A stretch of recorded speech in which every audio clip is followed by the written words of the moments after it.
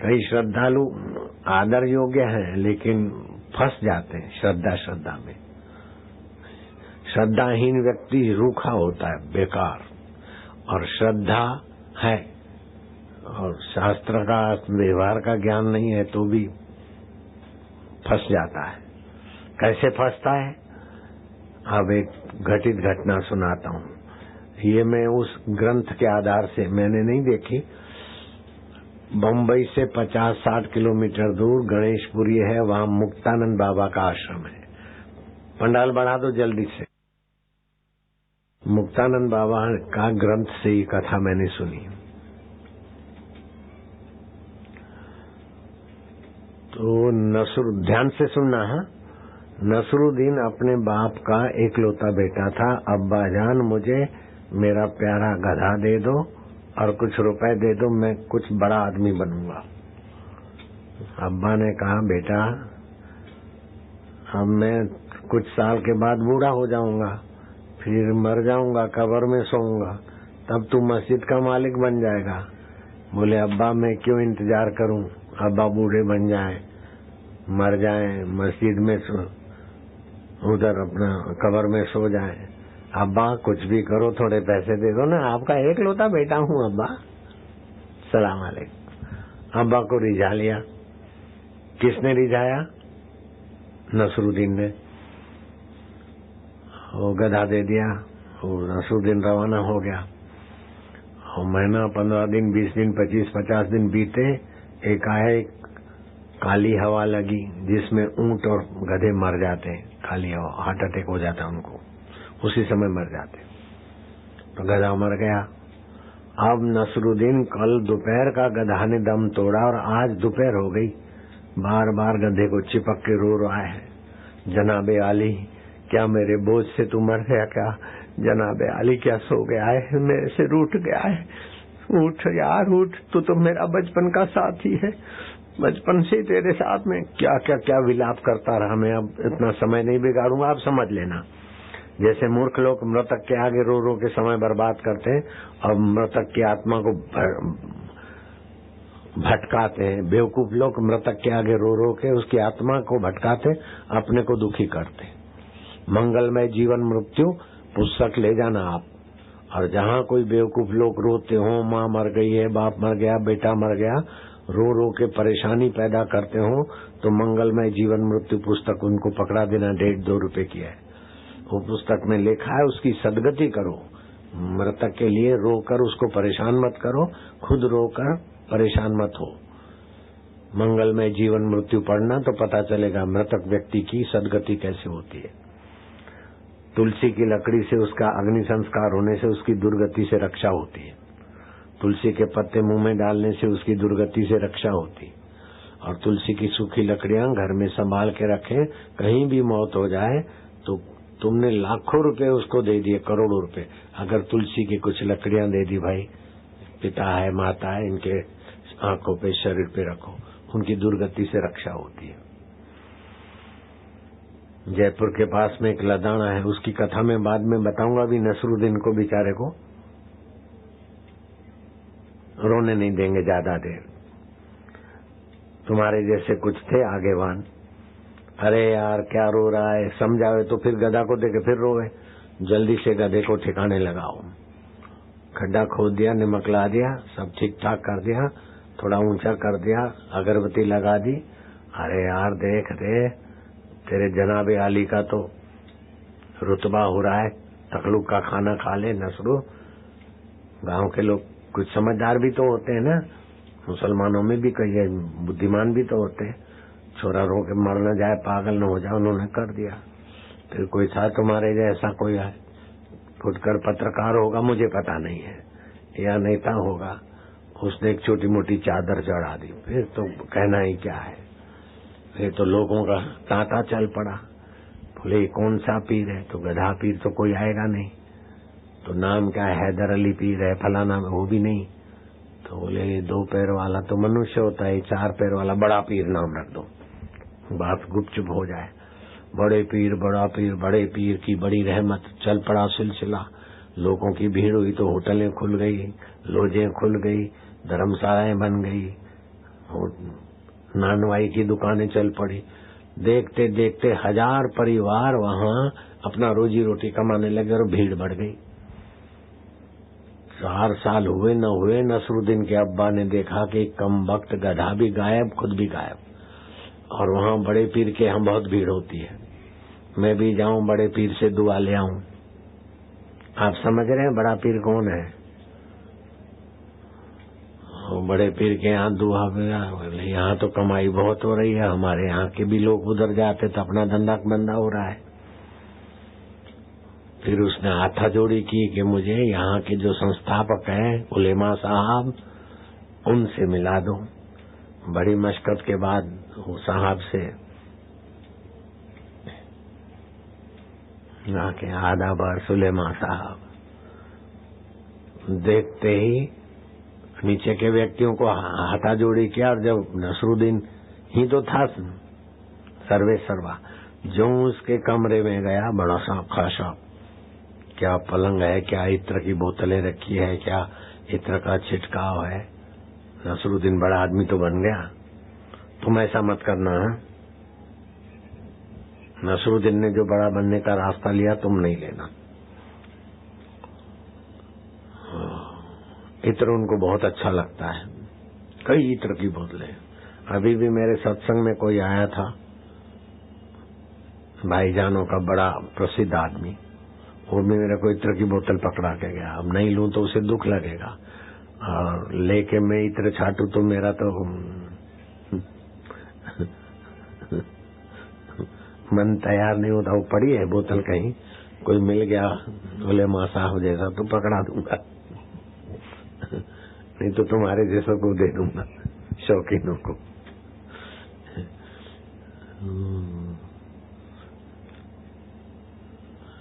दिल्ली में आए थे, बड़े अच्छे, खासा नाम है, बड़े प्रसिद्ध है। वो टीवी में वो हमारे लिए बड़ी प्रशंसा कर रहे, वो भी तुम देख सकते हो, शायद वो होगा तो वो दिखा देंगे आज शाम को। बोलते हैं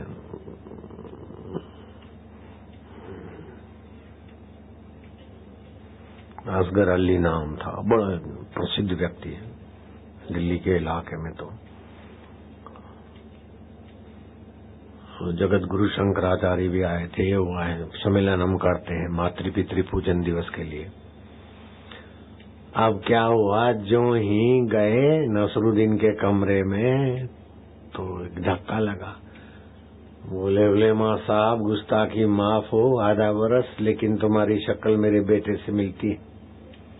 हाँ, तुम्हारे गाल लाल है, बढ़ गए, मेरे बेटा भी ऐसी मौज होता तो ऐसा हो जाता। वो कम वक्त 4 साल से चला गया, गधा भी गायब, वो भी गायब। लेकिन उलेमा साहब, आपको देखकर मुझे लगता है कि क्या आप वो तो नहीं है। अब मैं कैसे कहूं कि आप मेरे नसरुद्दीन हो, लेकिन लगते नसरुद्दीन हो बिल्कुल। तो नसरुद्दीन हंस पड़ा, बोले अब्बा जान, मैं वही नसरू हूं। बोले हरामजादे, फिर ये सब क्या है? बोले बस वही सारी बात कह सुनाई, अल्लाह की रहमत है। आप बताओ, अल्लाह की रहमत है कि लोगों की श्रद्धा का दोहन है? आप ही बताओ। अल्लाह की रहमत है कि ऐसे भोले भटाकों की श्रद्धा का जलसा है? जयराम जी बोलना पड़ेगा। तो श्री कृष्ण ने बड़ी कृपा की ऐसे भोले भोले लोगों पर। बुद्धि योग उपाश्रित, बुद्धि पूर्वक उपासना करो।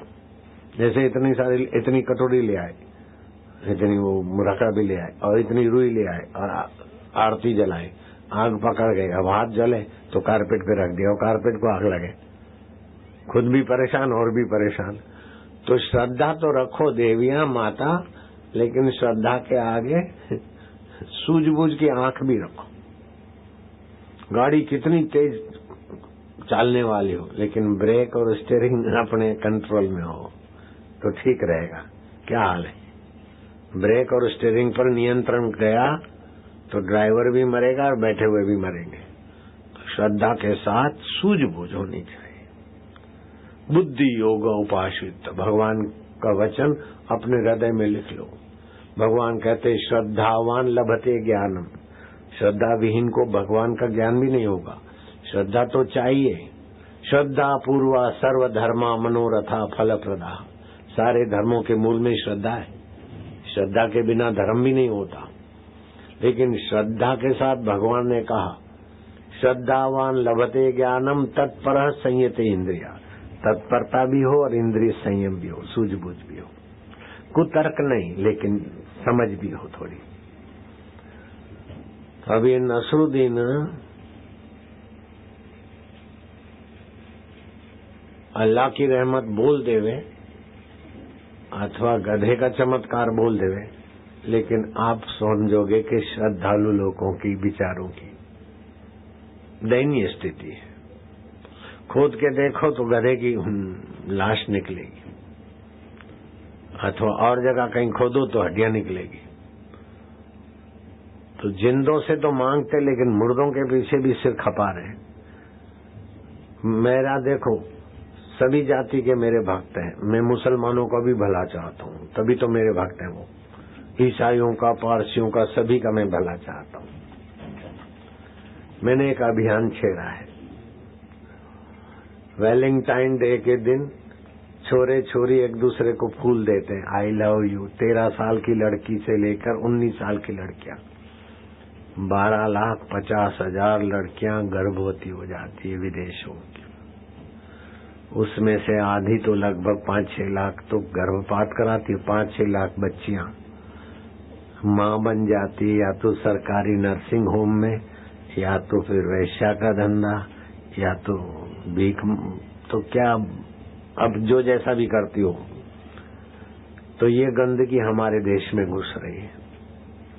वैलेंटाइन डे 2012 में 5 मेगा सिटियों में 316 करोड़ का दारू बिका उस दिन। इन्हीं निर्दोष बच्चों ने पिया। हजारों बच्चे घर से भाग जाते 14 फरवरी को। हजारों बच्चियां 14 फरवरी के निमित्त, लाखों बच्चियां नहीं रहती है। मैं दूसरा कुछ नहीं भूल सकता हूँ। तो मेरा दिल में थोड़ी पीड़ा हुई कि निर्दोष बच्चे हैं बेचारे, नादान है, 13 साल 15 साल, ना समझे। तो बच्चों की तबाही में माँ बाप की भी तो बुराई तबाही है। तो लाखों करोड़ों ईसाई फिर दुखी रहते। मैं नहीं चाहता हूं कि ईसाई बच्चे बिगड़ जाए। कोई ईसाई नहीं चाहता कि मेरी छोरी स्कूल जाते जाते गर्भवती हो जाए। चाहता है तो मेरे पास आओ। कोई मुसलमान नहीं चाहता कि मेरी कन्या पढ़ने जाए, बेटी कुंवारी, और मैं ये शब्द मैं नहीं बोल सकता हूँ। कोई यहूदी पारसी नहीं चाहता। हिंदू कैसे चाहेगा कि मेरी कन्या स्कूल में जाए, 13 से 19 साल की कन्या, और हवस की शिकार बन जाए? कोई हिंदू नहीं चाहता। तो मैं सभी मुसलमानों का, सभी ईसाइयों का, सभी यहूदी पारसियों का, हिंदुओं का भविष्य मंगलमय हो और उनके बच्चों का जीवन मंगलमय हो, इसलिए मैंने भगवान को प्रार्थना की। और भगवान ने मुझे प्रेरित कर दिया कि वैलेंटाइन डे के दिन, 14 फरवरी के दिन, मातृ पितृ पूजन दिवस का आह्वान किया मैंने। बच्चे बच्चियां प्रेम दिवस मनाए, लेकिन अपने माँ बाप को प्रेम करे। माँ बाप ऐसे ही मेहरबान होते हैं, लेकिन उस मेहरबान माता पिता को जब आप तिलक करोगे, पिता को, बेटा तिलक करे पिता को, बेटी तिलक करे माता को, माता के चरण धोए, वो पिता के चरण धोए, तिलक करे, हार पहराए और माँ बाप को प्रदक्षिणा करेंगे, तो माँ बाप तो मेहरबान होंगे, लेकिन माँ बाप का जो अंतरात्मा है वो भी बरस जाएगा और मेरे बच्चे बच्चियों की जिंदगी संवर जाएगी। शुभकामना बड़ा काम करती है। माता की आशीर्वाद जिन्होंने भी ली है वे बड़े ऊंचे ऊंचे पद को पाए हुए व्यक्तियों को मैं जानता हूँ। और माँ बाप, मैंने सुनी एक संतों से कथा, एक बड़ा अमीर छोड़ा था, पिता मर गया और खूब धन था, लोफरों के संग में इतना लोफर हुआ कि वैश्याओं के पास जाता। एक नामी वैश्या के पास गया तो वैश्या भी कभी कभी बुरे आदमियों में भी अच्छाई छुपी होती है। वो वैश्या भी कोई खानदानी लड़की किसी गलती से हो गई, उसने पहचाना कि तो नगर सेठ का बेटा और उसका पिता मर गया और मेरे पास तबाह हो जाएगा। उसने बोला नहीं, बोले तू जितने पैसे मांगे दूं, मुझे तुझे तेरे से प्रेम करने दे। उसने कहा नहीं, जो मैं मांगू वो दे। बोले हाँ, जो मांगे मैं ला देता हूँ। नशे नशे। बोले तेरी माँ का कलेजा ले आ, फिर तू मेरे साथ बिस्तर पे जो भी कर। वो माँ तो सोई थी और शराबी ने मारा छुरा, माँ का कलेजा निकाला। नशे नशे में उतर रहा था तो सीढ़ी से गिरा तो माँ के कलेजे से आवाज आई, बेटा तुझे चोट तो नहीं लगी? बेटा थाने लागे तो नहीं? ओ माँ, तू कैसी अपनी पीड़ा भूल गई और बच्चे की पीड़ा से माँ का हृदय पीड़ित हो जाता। ऐसी माँ के हृदय को ठेस पहुंचे, छोरा दारू पी के पड़ा रहे तो माँ कितनी दुखी होती होगी। छोरी दारू पी के, सिगरेट पी के, कुकर्मियों के साथ लव मैरिज करे तो माता पिता कितने पीड़ित होंगे। तो मेरा हृदय पीड़ित हो गया। तो मैंने फिर ये शुरू किया, गणपति जी का पूजन करो, भगवान सद्बुद्धि देंगे, माँ बाप की भी जिंदगी संवरेगी, बच्चे बच्चियों की भी जिंदगी। छत्तीसगढ़ में मेरा अगले साल 12 फरवरी को कुंभ मेला था। मुझे आमंत्रित किया था छत्तीसगढ़ सरकार ने। तो सरकार के कई मंत्री और मुख्यमंत्री भी सुन रहे थे ये मेरी पीड़ा। वो खड़े हो गए, बापूजी वैलेंटाइन डे छत्तीसगढ़ में तो नहीं मनेगा, मातृ पितृ पूजन दिवस मनाएंगे, आपको हम वचन देते हैं बापू। मेरा दिल खिला, भगवान ऐसी सरकार को और भी यश दे, दीर्घ जीवन दे ऐसी सरकारों। और उन बहादुरों ने करके दिखाया। 12 फरवरी को तो बोले, 14 फरवरी को छत्तीसगढ़ स्कूलों में मातृ पितृ पूजन दिवस और सरकारी उद्यानों में पुलिस रख दी गई। कोई भी छोरा छोरी फूल लेके एक दूसरे से बात करता है या आई लव की कोई हरकत करता है, पुलिस को आदेश था और पुलिस ने पकड़ा ऐसे लोगों को। और मेरे पास 14 फरवरी को अखबार आई, पुलिस डंडा लेके खड़ा है और प्रेमिका और प्रेमी एक दूसरे के कान पकड़ते और उठ बैठ कर रहे। वो पोज मैंने देखा अपनी आंखों से, आपको मैं दिखा भी सकता हूं। उस अखबार के कटिंग का पोज, इस जैसे अभी देखा ना तानसु का, ऐसा वो पोज भी आपको दिखवा सकता हूं। तो मैं तो चाहूंगा कि आप राजस्थान सरकार को भी पत्र लिखो कि 14 फरवरी पत्रकार हो, भगवान तुम्हारी आयुष्य बढ़ाएगा बेटे। ये मेरे हृदय की व्यथा को दूर करने का काम तुमसे भगवान कराना चाहता है, इसलिए तुम्हारी लेखनी में बल आएगा, तुम्हारी बुद्धि में बल आएगा। जो मेहमान बैठे, आप भी मेरी हृदय की पीड़ा को गहलोत सरकार तक पहुंचाओ और सरकारों तक भी पहुंचेगी देर सबेर। वैलेंटाइन डे की जगह पर मातृ पितृ पूजन दिवस हो। बस मेरी यही दीक्षा मानता हूँ आप लोग को। सुबह हजारों लाखों करोड़ों माताओं के दिल की दुआ ले लो, हजारों करोड़ों पिताओं के दिल की दुआ ले लो, हजारों बच्चों की नष्ट होती जिंदगी को बचा लो। मेरे को आपका रुपया पैसा कुछ नहीं चाहिए, आप मेरी जय बोलो, मुझे अच्छा नहीं लगता, फूल की पंखड़ी भी आपकी मेरे को नहीं चाहिए, लेकिन स्वस्थ जीवन हो, सुखी जीवन हो, सम्मानित जीवन हो। लोग बोलते विकास का युग, मैं बोलता हूँ ये विनाश का खतरनाक युग है। विकास का युग है बेवकूफी की बकवास। बच्चे बच्चियों के विनाश का युग ऐसा पहले कभी नहीं आया था। 13 साल के बच्चे बच्चियां आई लव यू एक दूसरे को फूल दें चिपके। 12-13 साल के बच्चे बच्चियां माँ बाप बन जाए। 14 साल के बाद तो पुरुषत्व तो रिकवर होता है और बेचारों को गाय का घी नहीं मिलता, गाय का दूध नहीं मिलता, शुद्ध हवा नहीं मिलती, शुद्ध सब्जियां नहीं मिलती। वो सब्जियों में भी केमिकल से पैदा हुई सब्जियां और थोड़ा बहुत बल आया न आया आई लव यू और पिक्चर भी ऐसी गंदी दिखती है।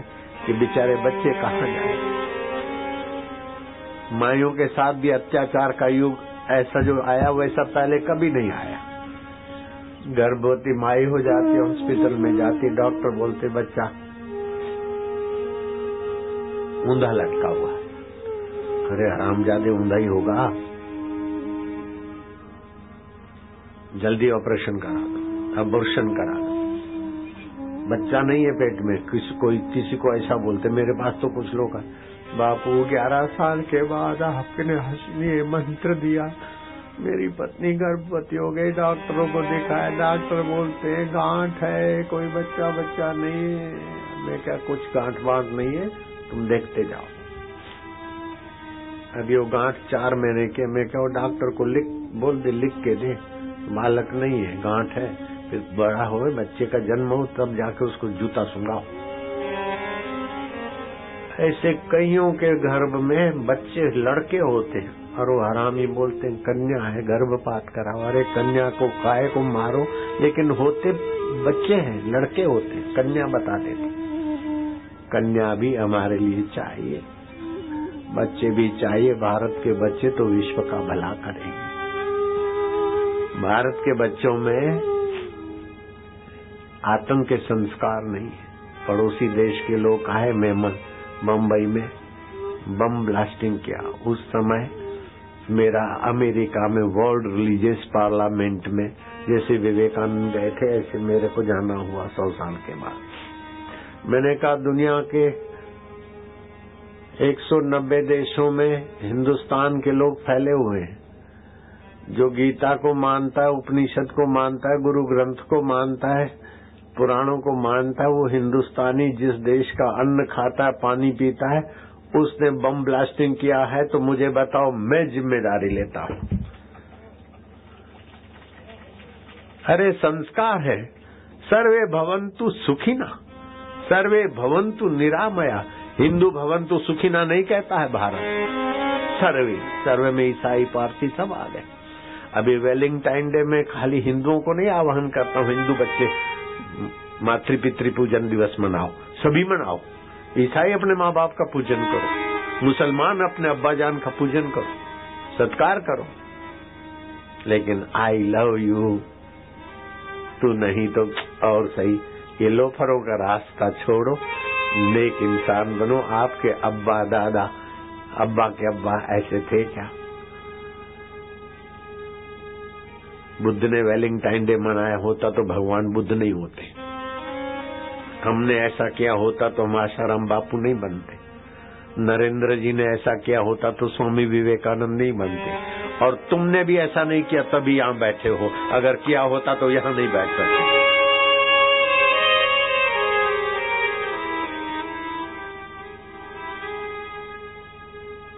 तो विदेशों की गंदगी तो मैं सुनता रहा, लेकिन इस देश में इतनी बड़ी भारी गंदगी हो रही है। 316 करोड़ का दारू बिका 14 फरवरी को। तो दारू के तो पैसे गए, लेकिन छोरों की बुद्धि, छोरियों की बुद्धि कितनी बिगड़ी। दारू पीती हुई लड़की, स्कूल में जाने वाली लड़की दारू भी पिए और स्कूल में भी जाए तो उस लड़की से क्या उम्मीद कर सकती है माँ, और क्या उम्मीद कर सकता है जो विवाह करेगा वो। ये बड़ा गंभीर विषय है, लेकिन किसको पड़ी नहीं है तो संत को तो पड़ी है बाबा। और संत की आवाज मानकर भी सुनो लगो। तो अब मैं ये नहीं चाहता कि मेरे को कोई यश दो, भले सरकार को यश जाए, गहलोत सरकार को यश जाए, कोई बात नहीं, सभी सरकारों को यश जाए। मेरा भी यश है, वो भी आप सब ले लो, लेकिन बच्चों की जिंदगी तबाही से बचे। बच्चों के माँ बाप का बुढ़ापा कहराने से बचे। बस कहराते जाएंगे छोरे बेचारे ऐसे। जो छोरे अपने को नहीं संभाल पाते तो बूढ़े माँ बाप की क्या सेवा करेंगे। विदेश के माँ बाप नर्सिंग होम में, और हमारे यहाँ भी वृद्धाश्रम की जरूरत पड़ रही। शर्म की बात, हमने भी खोल रखे बूढ़े बुजुर्गों के लिए वृद्धाश्रम। आश्रम में वृद्धों को रहने की व्यवस्था।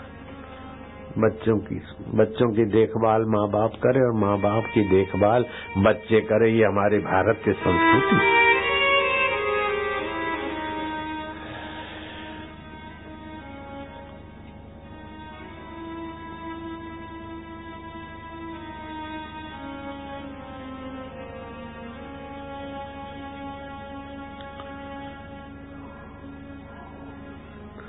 आदमी का जैसा मन सोचता है ना, शरीर पर उसका बड़ा भारी असर पड़ता है, बहुत भारी असर। और जैसा देखता है, जैसा सुनता है, ऐसा विचार आता है, और जैसा विचार आता है ऐसा कर्म होता है, और जैसा कर्म होता है ऐसे परिणाम आते हैं। इसलिए गंदी फिल्म देखने से गंदे विचार आते। अभी कुछ दिन पहले एक लड़का स्कूल गया, धड़ धड़ धड़ धड़ धड़ धड़ कईयों की लाशें गिरा दी। उसको पकड़ा पुलिस ने। बोले क्यों? बोले मैंने पिक्चर में देखा था, आई विल ट्राई। बताओ, ऐसी फिल्में एक बार नहीं हुआ ऐसा। अमेरिका में कई बार स्कूलों में सामूहिक कत्लें हो गई, हत्याएं हो गई। वो जो कुछ दिन पहले सफेद बस में दिल्ली में रात्रि को कोई जा रही थी अपने फ्रेंड के साथ, पिक्चर देख के बाद में मैंने सुनी हुई बात, तो पालम पालम पालम पालम बस में कुछ कंडक्टर ड्राइवर थे, उन्होंने चिल्लाया तो वो बेचारे बैठ गए और उसके साथ अनुचित किया। आपने सुना होगा, ये गंदी बात है, मैं क्या सुनाऊं। लेकिन मुझे लगा कि वो कन्या को अगर सारस्वती मंत्र मिला होता तो भी उसकी रक्षा हो जाती, और वो 6 शराबियों में से एक आधा भी मेरा सत्संगी होता तो ये दुर्घटना नहीं घटती।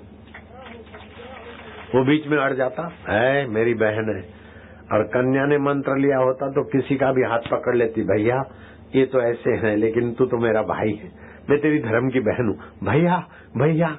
भैया के हृदय में शराबी में भी अच्छाइयां छुपी होती है। अभी लोग जोर मारते हैं कि उनको ये होना चाहिए, उनके लिए ये सजा होनी चाहिए, फांसी होनी चाहिए। अरे उनको फांसी दे दोगे तो अपराध बंद हो जाएंगे क्या? डर से अपराध बंद नहीं होते। किसी को फांसी दे दिया तो अपराध बंद हो जाएंगे? संभव ही नहीं। कई फांसी लग चुके आज तक, फिर भी फांसी जैसे काम होते रहते। आदमी का हृदय परिवर्तन हो, उधर ध्यान देना चाहिए। कड़क कानून बनेगा तो क्या हो जाएगा? और अत्याचार होगा और महिलाओं के साथ मुसीबत बढ़ेगी। कैसे? किसी ने गलती की, उसको फांसी लगा दी तो उसकी बहन रोएगी, उसकी माँ रोएगी, उसकी पत्नी रोएगी, महिलाओं का ही तो हानि होगी। और झूठे केस हो जाएंगे खूब भरपूर। दहेज का जुल्म करते थे, कानून बना कड़क, अब दहेज मांगा ना मांगा, बेचारी सासू ने ससुरे ने कुछ नहीं किया, मेरे पास रोते आते, बाबा हमारे पास तो सब कुछ है, हम क्यों बहू को बोले, लेकिन बहू ने कुछ केस कर दिया और हमको पकड़ा दिया, जेल में डाल दिया। अब बहू को सलाह कौन देंगे? पढ़े लिखे वकील। आप वकील तो नहीं हो, लेकिन वकील अगर हो तभी भी, अभी वकील नहीं हो, अभी सज्जन हो, आप ऐसी सलाह नहीं दे सकते। जो सत्संगी होते हैं ऐसे वकील ऐसी सलाह भी नहीं देते। शूद्र बोलना कानूनी अपराध माना गया। बोला न बोला, शूद्र माना छोटा, बोला न बोला, झूठे केस कितने सारे होते। ऐसे लड़की से छेड़खानी करने का कोई कड़क कानून बन गया और किसी ने जाके कहा कि इन्होंने कोशिश की, इन्होंने ये किया, इन्होंने ये किया, तो सामूहिक धरपकड़ भी तो हो जाएगी। क्या ख्याल है? ऐसी बात सच्चाई की कोई बोलता नहीं। मैं बोलता हूँ हिम्मत करके कि ऐसा कोई कानून न बने। अभी मैं बोल रहा हूँ तो ये वो अच्छे जज, वकील, हाई कोर्ट, सुप्रीम कोर्ट के अच्छे अच्छे सज्जन लोग मेरा सत्संग लाइव हो रहा है ना, सुनते हैं। इसलिए मैं ये प्रार्थना कर रहा हूँ कि वो पीड़िता के भाव में आकर युवकों को पीड़ित करने वाला कोई कानून न बना देना। नहीं तो युवक पीड़ित होगा तो युवक की माँ क्या बचेगी पीड़ा से, युवक की बहन क्या बचेगी, युवक की पत्नी और युवक की मौसी क्या बचेगी। इसीलिए युवकों पर कड़ा कानून बनाना, ये भी युवतियों को ही घूम फिर के उनकी महिलाओं को ही दुख लिखना पड़ेगा। द्रौपदी की बाल हत्यारा अश्वत्थामा निर्दोष मासूम को मारकर चला गया। द्रौपदी का दुख और पीड़ा देखकर, उसका विलाप देखकर कृष्ण का हृदय पसीजा, वीर अर्जुन का हृदय भी द्रवित हो गया। कुछ भी हो अश्वत्थामा को जीवित पकड़ के लाएंगे। और बड़ी मशक्कत के बाद अश्वत्थामा पकड़ में आया। कृष्ण सुदर्शन से उसका सिर काट सकते थे, अर्जुन उसको उसी समय मौत के घाट उतार सकता था, लेकिन नहीं, जिस मां का हृदय पीड़ित हो रहा है उसके सामने तू चल। और दोनों ने कहा कि हे द्रौपदी, तेरे मासूम निर्दोष बच्चों की हत्या करने वाला ये हत्यारा, तेरे सामने इसकी हम गर्दन काटे और इसकी मुंडी पर तू पैर रखकर द्रौपदी स्नान कर, तेरा शोक मिटा। द्रौपदी क्या बोलती है? मुच्यताम मुच्यताम मुच्यताम मुच्यताम मुच्यताम। छोड़ दो इसे, मेरा बच्चे मर गए तो मुझे क्या पीड़ा होती है, तो ये भी तो किसी का बच्चा है। ऐ भारत की नारी, ऐ भारत की देवी, क्या तेरी सूझबूझ? मेरा बेटा इसने मार दिया, अब इसको मैं मरवा दूं या मैं मार दूं तो ये भी तो किसी का पुत्र है, किसी का भाई है, किसी का कुछ है, और महिलाओं के लिए पीड़ा बनाऊंगी मैं? ना ना, छोड़ दो इसे। क्या दूरदर्शिता है। कानून बनाने वालों को मैं प्रार्थना करता हूं कि पीड़िता के साथ हमारा आश्रम, हमारी संस्था उसके परिवार के साथ, पीड़िता की सदगति के लिए हमको जो प्रार्थना करनी थी की, और उनके परिवार का आह्वान हमने किया कि परिवार वालों को पीड़िता कमाती थी, कन्या बिचारी, उससे घर चलता था, तो बेटी नहीं है तो आप मुझे अपना बेटा मान लो। मेरी संस्था की जो भी चीज है आपके काम आएगी, आप आराम से रह सकते। पीड़िता की माँ बहन जो भी है महिला आश्रम में रह सकती, बाइज्जत पढ़ सकती, लिख सकती, और उनके परिवार वाले जो भी हैं भाई लोग हमारे आश्रम में रह सकते। लेकिन कानून बनाकर उन अपराधियों को और दूसरों को अपराधी मानकर भारत में युवकों के साथ कड़ी दंड नीति के पात्र नहीं है भारत के बच्चे। अपराधी तो कोई होता है, लेकिन निर्दोष भी फिर शिकार हो जाएंगे। कड़क कानून के और वकीलों की गलत सलाह से अच्छे लोग भी, अभी दहेज के मामले में कई परिवार, निर्दोष परिवार पकड़े जाते हैं। मैं उनको जानता हूं अच्छी तरह से। तो ऐसे कई निर्दोष इज्जत वाले आदमी, आप जैसे पर भी कोई बाजारू महिला ने उंगली उठाई तो आपके साथ भी कानून अत्याचार कर सकता है। आप सज्जन है, मैं जानता हूं, आपका परिवार जानता है, लेकिन कानून अंधा होता है, उसका उपयोग करने वाला कोई अंधा मिल गया तो और अंधा उपाय होगा। मेरे कई गुरुकुल चलते, तो हम वैदिक ढंग से उनको तुलसी के पत्ते खिलाते हैं, ओमकार गुंजन करते हैं, तो 12वीं बोर्ड की परीक्षा में अच्छा परिणाम आता है, 90%, 99%, कभी 100 के 100%, और क्लास 1 में पास होते बच्चे। तो धर्मांतरण वालों को मेरे प्रति नाराजी हो गई, उन्होंने करोड़ों रुपया खर्च करके मेरा प्रभाव नष्ट करने की कोशिश की। दुर्भाग्य से 2 बच्चे, अब मैं बोल नहीं पाता हूं, नदी में उन बच्चों की पानी में डूबकर फूली हुई शब मिले। तो शब फूले हुए होते ना, नदी में कहीं पानी का खड्डा बटा होता, तो शब फूल के बाहर कुत्ते ने, सियार ने पंजा वंजा मारे। जो मेरा यश देखकर या मेरा हिंदू जागृति का काम देकर उन्होंने अनाप शनाप पैसे लुटाए, और मीडिया वालों को तो कहानी बनाना, ये करना, इलेक्ट्रॉनिक मीडिया वालों को तो बहुत कला होती है, वजन देने के लिए किसी से भी कुछ वजन दिला दिया। ये साबित करना चाहते थे कि बापू ने 2 बच्चों को मरवाया है। अब बापू तो कभी उस समय नागपुर में सत्संग कर रहे, फिर बच्चों की लाश बोले तांत्रिक किया है, और वहां उन्होंने नारियल सिंदूर चूड़ियां बुड़ियां लाके रख दिया, बोले तांत्रिक विधि का। और ऐसा उछाला कि ये तो हिंदुस्तान के लोग मुझे जानते हैं, वरना तो 2 बच्चों की हत्या करे ऐसे संत को कौन छोड़े। चलता रहा, गवाह बनते रहे, कुछ का कुछ बनते रहे। 220 लोगों का बयानबाजी हुई, 210 लोगों की। तो मेरे को भी भेजा था संदेशा के आप आना होगा। मैंने कहा मेरे प्रोग्राम सुनिश्चित होते हैं, आप सबकी गवाही हो जाए तो फिर मेरे को खबर करना, मैं आ जाऊंगा। तो उससे वो त्रिवेदी पंच की सूझबूझ बड़ी थी, सहमत हो गए। तो उस गवाही तो चली सबकी, 210 लोगों की गवाही हो गई। अभी बापूजी का फलानी तारीख है। मैं कहा अच्छा हम जाते हैं। तो 11 बजे आ सको तो ठीक है। मैं क्या हम 12 बजे आए, आप चला लो तो ठीक है। तो नियम करके हम 12 से 2 मिनट 5 मिनट पहले पहुंचे। हजारों लोग, मैं तो किसी को न पता चले चुपके जाएं, वहां भीड़ भाड़ होगी। पहले मैंने ऐसा भी संदेशा भेजा कि आप लोगों को पूछना है तो आदमी को भेजो अथवा वीडियो कॉन्फ्रेंस करो, मेरे आने से पब्लिक आ जाएगी, वहां व्यवस्था भंग हो जाएगी। कोई ऐसा कुछ छमकला कर दे तो फिर माहौल बिगाड़ने वाले भी लोग होते हैं। एक बार पहले भी कीर्तन यात्रा में किसी ने माहौल बिगाड़ दिया था, ऐसे लोग भी होते हैं। तो उन्होंने कहा नहीं आप आ जाओ। तो फिर हजारों लोग बाहर थे।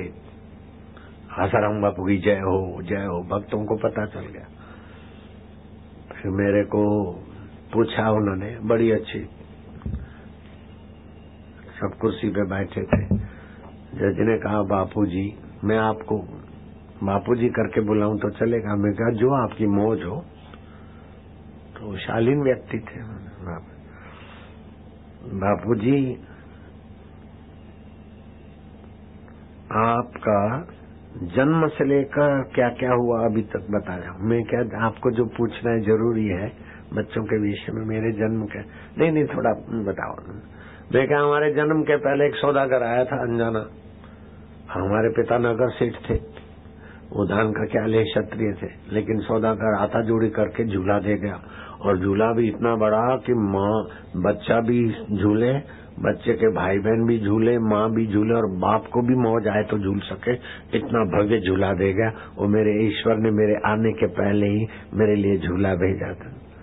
मेरा उसमें प्रीति थी, इसीलिए मैं पढ़ाई लिखाई पढ़ नहीं सका। 3 क्लास पढ़ाऊं खाली, बस 3 ही पढ़ाऊं। आपको भी मैं बता रहा हूँ, मेरे पास MA का सर्टिफिकेट हो सकता था आचार्य का। मैं आचार्य की परीक्षा देने को बैठा था, लेकिन फिर हृदय में नहीं हुआ। आचार्य जो पढ़ाते थे उसका उत्तर में और बच्चे देते साधु लोग, उससे मैं तगड़ा होता था। बोले आपने आचार्य किया क्या? मैं क्या, जो आचार्य से पहले आचार्य का ज्ञान दे रहा है उस भगवान को अपना मानूं कि सर्टिफिकेट को अपना मानूं। और दूसरा कोई पहुंचे हुए संत भी थे, बोले आपको सर्टिफिकेट की जरूरत है? मैं क्या नहीं है। तो फिर मैं छोड़ के आ गया। नहीं तो MA आचार्य डिग्री इक्वल MA की होती है, शास्त्रीय डिग्री इक्वल BA की होती है। तो मैंने नहीं किया। उन्होंने कहा बापूजी आप जन्मे तब से, तो पूछा मैंने क्या झूला देखिए वहां आपका स्टडी कहाँ हुआ? 3 मिनट हुआ। फिर आपने क्या किया, कैसा कैसा थोड़ा बहुत बताया। फिर उन्होंने कहा बापूजी यहाँ कोई झूठ नहीं बोलता है, क्योंकि भगवान की कसम खा के बोलते ना, यहाँ कोई झूठ नहीं बोलता। मैं क्या, इससे बड़ा झूठ हो भी नहीं सकता कि यहाँ कोई झूठ नहीं बोलता। क्या ख्याल है? कैसा था जवाब? मैंने कोई वकीलात नहीं पढ़ी, तीसरी पढ़ाऊं, लेकिन कैसा बुलवाता है। पूरी कोर्ट के लोग देखते ही रह गए। कई वकील थे, कई दूसरे थे, कई पत्रकार थे। जज ने कहा बापूजी यहाँ कोई झूठ नहीं बोलता। मैं कहा यहाँ कोई झूठ नहीं बोलता? नहीं। बोले भगवान की कसम खा के बोलते हैं यहाँ कोई झूठ नहीं बोलता। मैं क्या, इससे बड़ा कोई झूठ हो भी नहीं सकता कि यहाँ कोई झूठ नहीं बोलता। है क्या बड़ा झूठ? कोर्ट में बापूजी यहाँ कोई झूठ नहीं बोलता। मैं क्या, इससे बड़ा कोई झूठ हो भी नहीं सकता। पत्रकार क्या ख्याल है? तीसरी पढ़े हैं लेकिन कौन बुलवा रहा है ना? प्रेरक है। फिर पूछते हैं कि बापूजी विद्याएं कितने प्रकार की होती? तो मैंने ऐसा झांका कि सारे देखते रह गए कि बापू कैसे देख रहे हैं, विद्याएं कितने प्रकार की होती, ये कोई प्रश्न है? धनुर्विद्या भी होती है, बढ़ई की विद्या भी होती है, मटला बनाने की भी विद्या होती है, रसोई बनाने की भी विद्या होती है, और हर जाति में कई कई विद्याएं होती है। मैं क्या, विद्याएं कितनी होती है? एक हम तो ब्रह्म विद्या जानते हैं, बाकी कितने विद्या होती है जिनको चाहिए वो गिनते रहे, पढ़ते रहे। हम तो ब्रह्म विद्या जानते हैं कि आत्मा और ब्रह्म का कैसा संबंध है, वो विद्या हम जानते उपनिषदों की। उनको पूछ के ये लाना था कि तांत्रिक विद्या आप करते हो कि नहीं करते हो, जानते हो कि नहीं। फिर खुल के बोलना पड़ा, बापू जी तांत्र विद्या आपको पता है? मैं क्या, हाँ मैं नाम सुना है। बोले क्या होता है?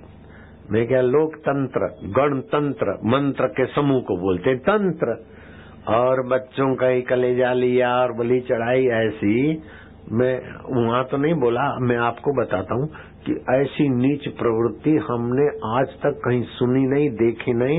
ये तो धर्मांतरण वालों ने साधुओं को बदनाम करने के लिए, साधु लोग ऐसा करते, फिर FRI करा देते, मेरा बच्चा गुम है। 2-3 दिन FRI को हुआ, बच्चा मिला नहीं, किसी के यहाँ रखा। फिर बच्चे को नींद की गोली देकर साधुओं के वहाँ छोड़ के आए, और फिर वहाँ छापा मारा तो बच्चा नींद में मिला, और 2 साधुओं को, 3 साधुओं को पकड़ गए और केस चला सेटिंग से, और 12 साल की सजा आ गई साधुओं को। वो अखबार में मैंने पढ़ा, महाराष्ट्र में ऐसा खूब चलता है। हिंदू साधु और समाज को दूरी बनाकर अपना धर्मांतरण सफल हो, ये साजिश है। आपने कभी किसी को देखा सुना कि बच्चों की बलि देता हो साधु या तांत्रिक? नहीं है ऐसा। लेकिन तंत्र विद्या हो, दूसरे कई साधुओं को तो फंसाया जेल में, और वो फिर मेरे पास आया। मैं क्या, ये रॉन्ग नंबर, मेरे को हाथ में, मेरे ऊपर वो चक्र चलाने लगे, निंदा करके, कुप्रचार करके, ऐसा वैसा। बापू ने तांत्रिक करवाया, ये किया वो किया। लेकिन 100 सुनार की 1 लुहार की, जो सवाल करे मैं जवाब दूं, बस कट जाए। क्या लेबोरेटरी ने भी बताया कि ये बच्चों से कोई तांत्रिक नहीं हुआ, कोई दुराचारी दुराचार करके भय के कारण बच्चों की हत्या कर दे तो वीर्य कण भी नहीं पाए गए, ये लेबोरेटरी ने बताया। और तांत्रिक नहीं हुआ। और आश्रम में बापू जी ऐसे कोई भूगर्भ रहते हैं कि एक जगह से घुसे और दूसरी जगह निकले, में क्या एक भी नहीं है।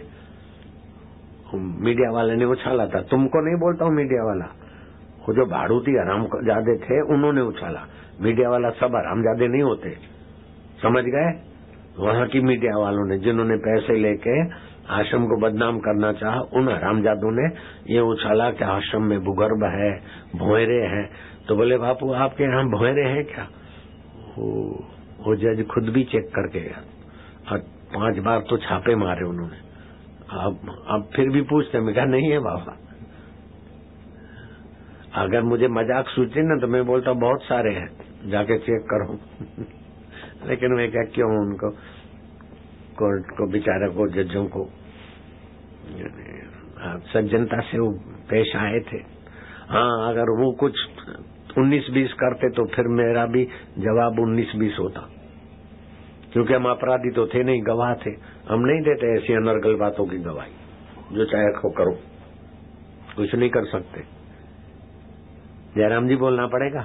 हाँ बाबूजी, ये सब तुम कहाँ सीखे? अरे भाई, न हम हंसकर सीखे, बोलो।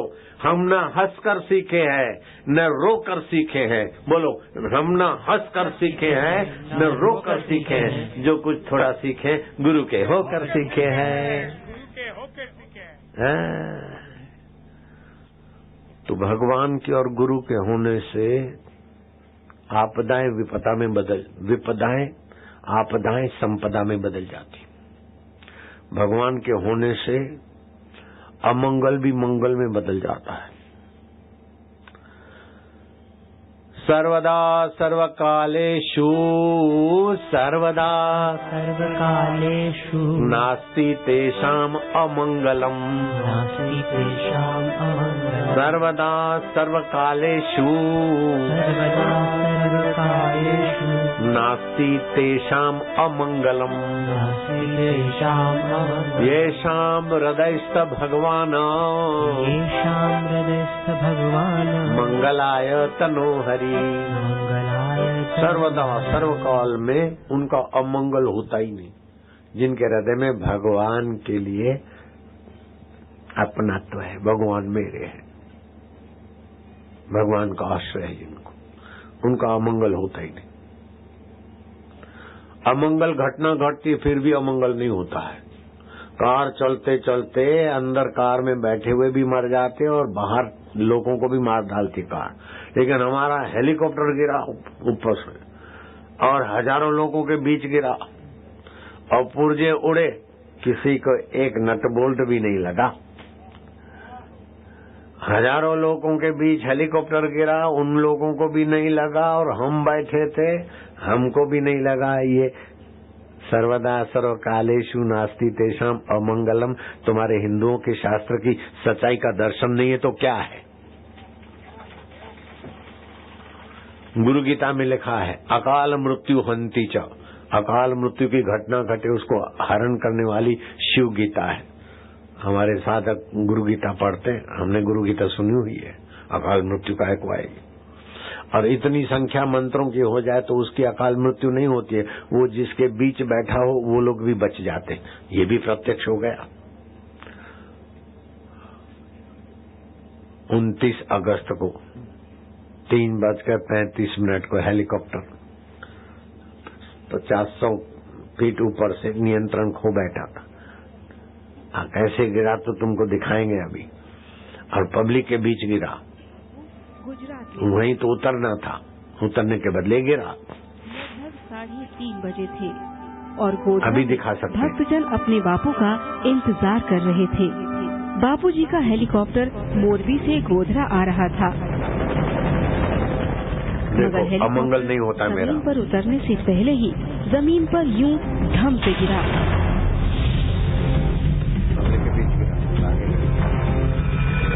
और हेलीकॉप्टर के परखच्चे उड़ गए।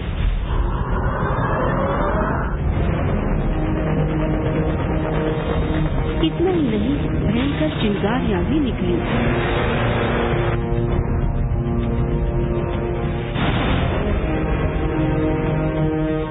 और ताज्जुब की बात ये कि संत श्री आसाराम जी बापू पायलट सहित हेलीकॉप्टर में सवार पूरी टीम के साथ बाहर आए। ये बात सचमुच अपने आप में अजूबी है। शायद इसीलिए घटना के ठीक आधे घंटे बाद ही सारा मीडिया यही चर्चा करता दिखा कि इतना बड़ा चमत्कार संभव ही नहीं है। किसी चमत्कार से कम नहीं है ये तस्वीरें। आप देख सकते हैं जिस तरीके से हेलीकॉप्टर क्रैश हो रहा है, उसके बाद किसी का बच पाना बहुत मुश्किल होता है, लेकिन आसाराम बापू बिल्कुल सुरक्षित है। 10 सेकंड में एक हादसा और एक चमत्कार। एक हेलीकॉप्टर आसमान से जमीन में गिरा और चूर चूर हो गया, लेकिन उसमें सवार लोग सब कुछ सही सलामत बच गए। जानते हैं उस हेलीकॉप्टर में कौन सवार था? आसाराम बापू। संत महात्मा जी साथ में थे। वैसे भी उनका आशीर्वाद ये पायलट में था। उनके आशीर्वाद से, संत महात्मा की आशीर्वाद शक्ति से, भगवान की कृपा से किसी को भी कोई चोट नहीं लगी और सब लोग जो है सेफ हेलीकॉप्टर से बाहर आए। और ये करिश्मा है, आसाराम बापू जी जो है उनका शक्ति है, ये तो भगवान ही जानता है। बस ये है कि हम लोग सेफ हैं। दरअसल हेलीपैड पर उतरने से 100 फीट पहले ही हेलीकॉप्टर में तकनीकी खराबी आ गई थी, जो पायलट की समझ से बिल्कुल बाहर थी। पायलट का हेलीकॉप्टर पर नियंत्रण नहीं हो पा रहा था। देखो पब्लिक के बीच गिरा कि इनके साथ साक्षात भगवान बैठे हैं, इसीलिए कोई भी अनहोनी बिल्कुल असंभव है। और हुआ भी यही। हादसे की झलकियां देखकर अच्छों को ताज्जुब हुआ कि ऐसा संभव है भी कैसे। हेलीकॉप्टर में हाईली इन्फ्लुएबल व्हाइट पेट्रोल का इस्तेमाल होता है, जो जरा सी चिंगारी पाकर भड़क उठता है और आसपास के पेड़ पौधे तक जला डालता है। लेकिन यहाँ संत श्री आसाराम जी बापू इस जख्मी हेलीकॉप्टर से न केवल सुरक्षित बाहर आते हैं बल्कि सत्संग स्थली पर पहुंचकर मस्त सत्संग भी करते हैं। आनंदो माधुर्यो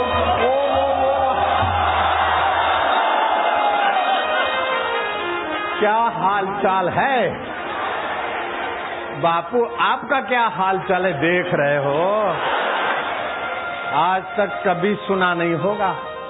हाँ, हेलीकॉप्टर का कुछ गड़बड़ हो जाए और धड़ाक धूम गिरे और सब ज्यों के त्यों और हेलीकॉप्टर के चूरे चूरा।